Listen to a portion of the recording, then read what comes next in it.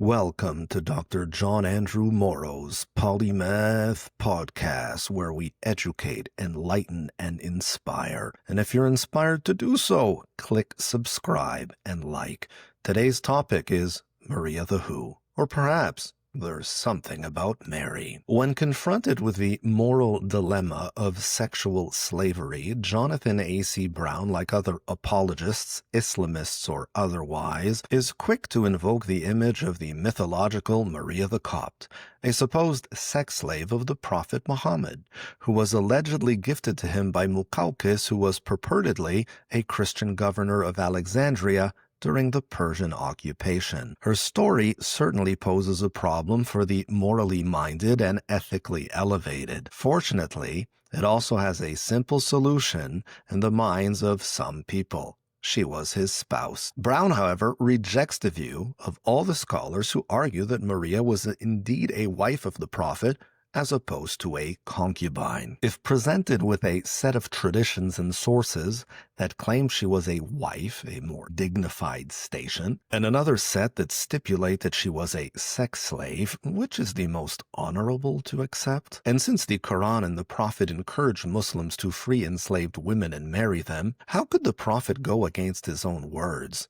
Was the messenger of God a hypocrite? Did he fail to practice what he preached? Is Islam marketed as a religion of freedom, really a religion of subjugation, sexual servitude, and slavery? While some scholars claim that Maria the Copt was a concubine, and others assert that she was a wife, the most recent research suggests that she never existed at all. She was a foundational myth and a literary figure created to legitimize concubinage. The story of Maria the Copt is suspicious to any rigorous scholar and serious historian. She is viewed by some sources as a concubine and by others as a spouse. Rather than opt for the latter, Jonathan A.C. Brown opts for the former, which is a poor choice indeed. Assuming she existed, Maria the Copt is the sole case used to justify the claim that the Prophet had a concubine. As Diaco notes, the sources indicate that he did not treat her as a slave and gave her the same visitation rights as his other wives, not half as would be expected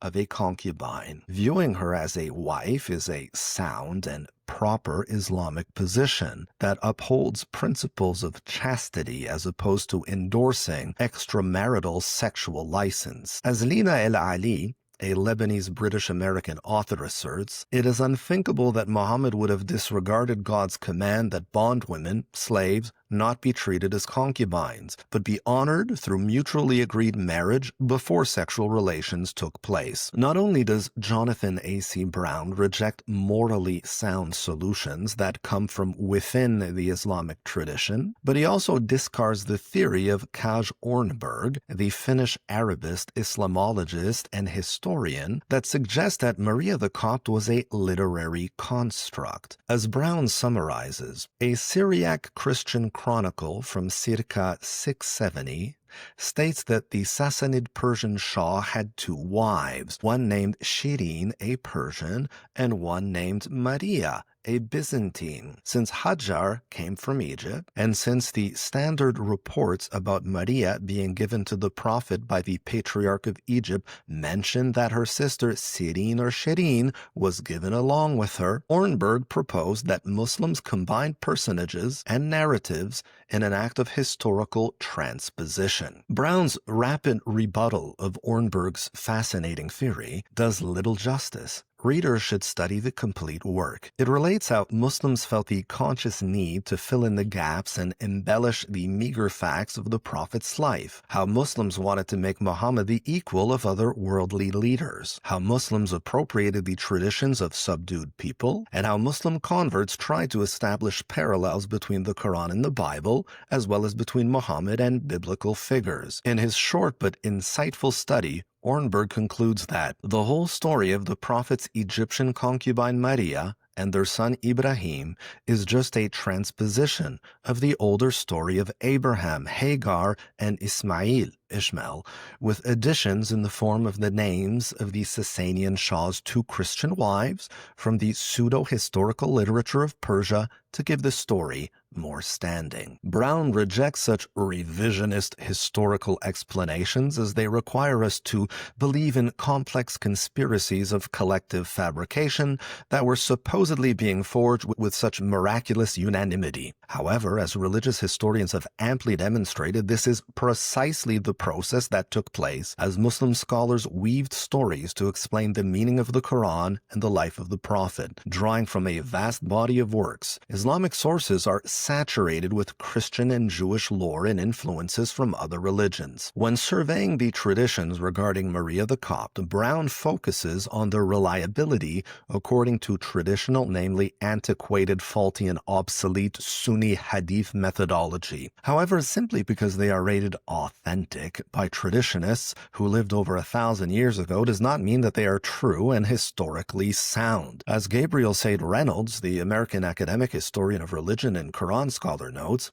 it is quite possible that they transmitted the story because they believed in its authenticity, and that the story is nonetheless inauthentic. Religion, however, is not about history. It is about sacred history that men construct. According to David S. Powers, the American academic who specializes in Islamic studies, the story of Ibrahim, Muhammad's son with Mariya, who died in infancy, was invented to reinforce the idea that he died without a male heir, and so he could fulfill his role as seal of the prophets. In his words, the Islamic narrative is a creative reformulation of Genesis 17. In the Islamic narrative, Mariya is Hagar, and Ibrahim is Ishmael.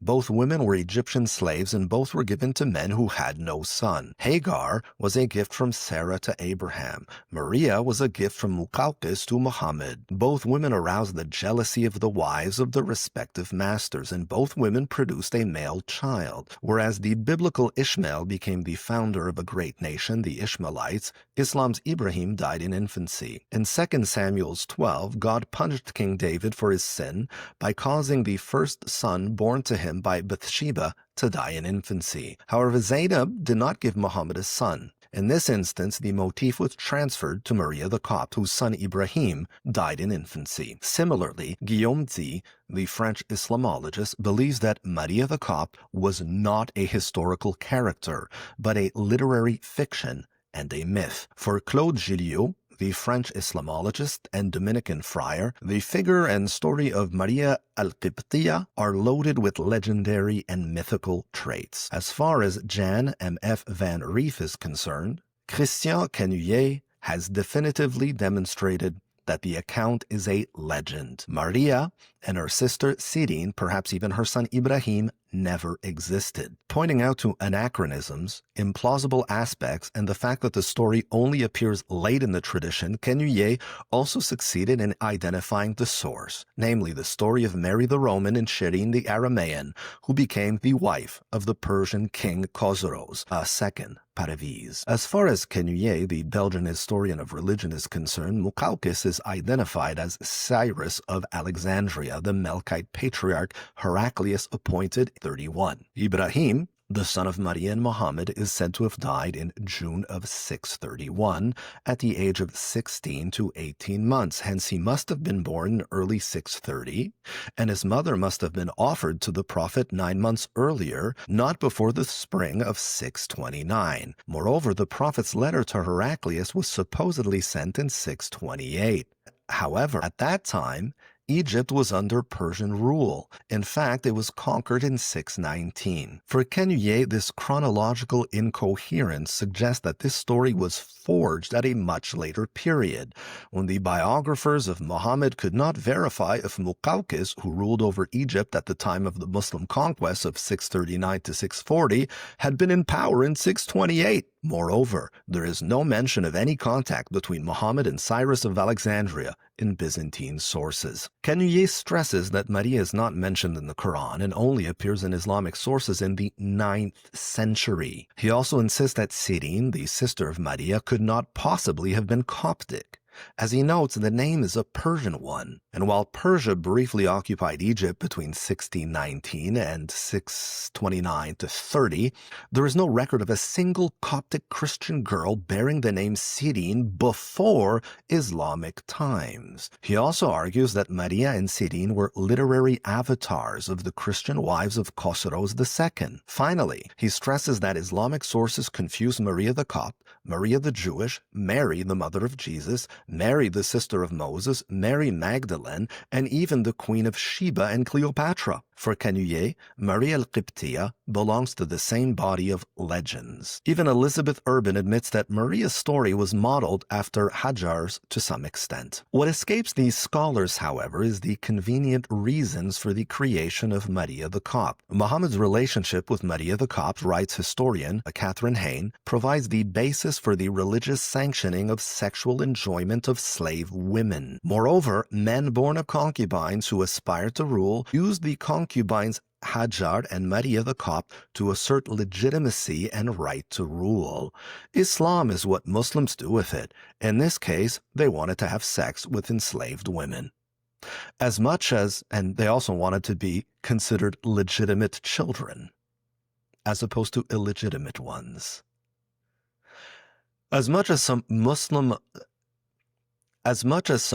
argue that Islamic concubinage is no different than Jewish concubinage, the two institutions were distinct. In the Old Testament, concubines were girls sold by their fathers, or Gentiles captured in war. You can check Exodus 21:7 or Deuteronomy 21:10-14.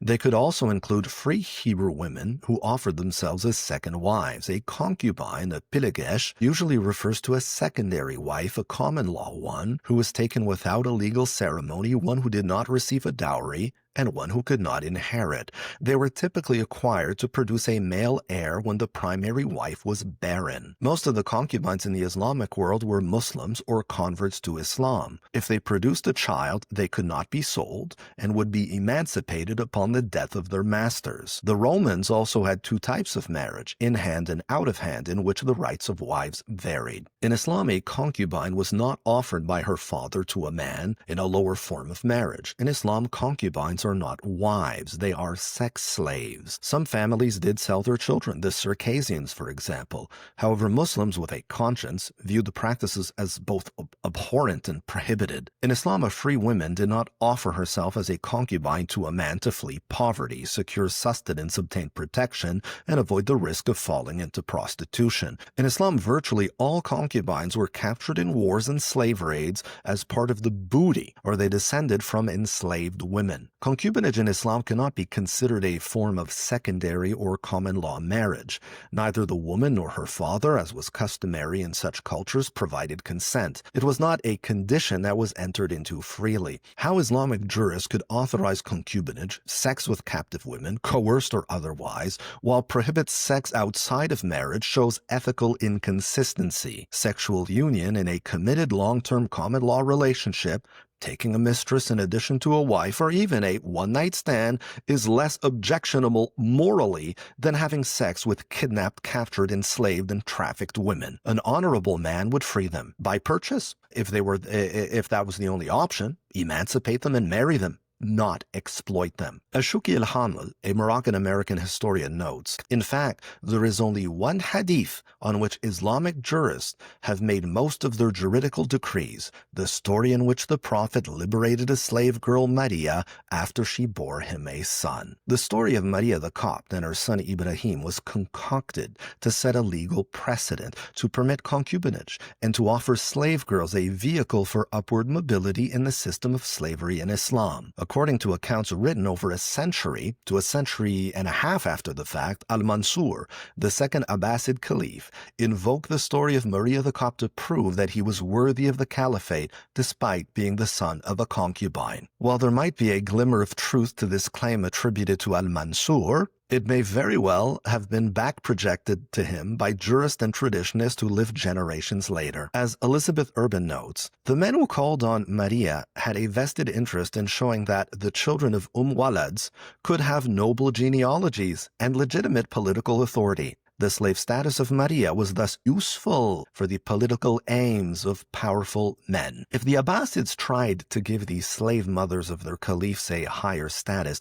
the Shiites also attempted to create noble lineages for these slave mothers of over half of their Imams. It was claimed that their concubine mothers were of noble stock, and that some were princesses or descended from Christian saints like Peter, the apostle of Jesus. As Matthew Pierce has shown, the historical Imams are hopelessly lost in the lore and legends that accumulated around them. As far as historians are concerned, the Imams as portrayed in some Shiite literature are imaginary. This position is supported by many traditions attributed to the Imams themselves, in which they insist that they were ordinary human beings, and in which they denounce the exaggerators who exalted them beyond bounds.